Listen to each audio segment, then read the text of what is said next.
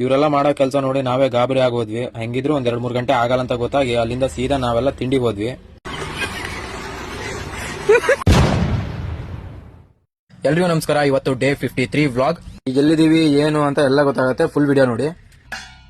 Correct 6 ಗಂಟೆ ಅಷ್ಟೊತ್ತಿಗೆ ಹಮಾಲ್ರೆಲ್ಲ ಬಂದ್ರು. ಅಲ್ಲಿಂದ ಸೀದಾ ಪೇಮೆಂಟ್ ಮಾಡಿಸ್ಕೊಬರೋಣ ಅಂತ ಗಾಡಿ ನಾವು ಎಲ್ಲ ಒಟ್ಟಿಗೆ ಹೋದ್ವಿ. ಅಲ್ಲಿ ಬಂಕ್ ಹತ್ರ ಇದೆ ಅಂದ್ರು, ಅದಕ್ಕೆ ಸೀದಾ ಅಲ್ಲಿಗೆ ಬಂಕ್ ಹತ್ರ ತಗೊಂಡು ಹೋದ್ವಿ. ಆದ್ರೆ ನನಗೆ ಹೋಗ್ಬೇಕಾದ್ರೆ ಒಂದು ಗಂಡಾಂತರ ಕಾದಿತ್ತು. ಅದು ಏನಂದ್ರೆ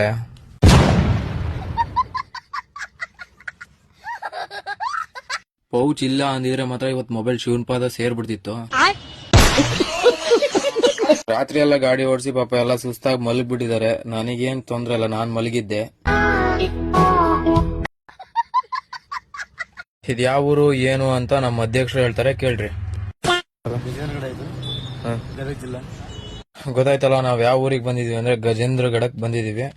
ಇವರೆಲ್ಲ ಮಾಡೋ ಕೆಲಸ ನೋಡಿ ನಾವೇ ಗಾಬರಿ ಆಗೋದ್ವಿ. ಹೆಂಗಿದ್ರು ಒಂದ್ 2-3 ಗಂಟೆ ಆಗಲ್ಲ ಅಂತ ಗೊತ್ತಾಗಿ ಅಲ್ಲಿಂದ ಸೀದಾ ನಾವೆಲ್ಲ ತಿಂಡಿಗೆ ಹೋದ್ವಿ. ಇವತ್ತಿನ ಬ್ಲಾಗ್ ಇಷ್ಟೇ. ಲೈಕ್ ಮಾಡಿ, ಶೇರ್ ಮಾಡ್ರಿ, ಫಾಲೋ ಮಾಡ್ರಿ. ಎಲ್ರಿಗೂ ಬಾಯ್.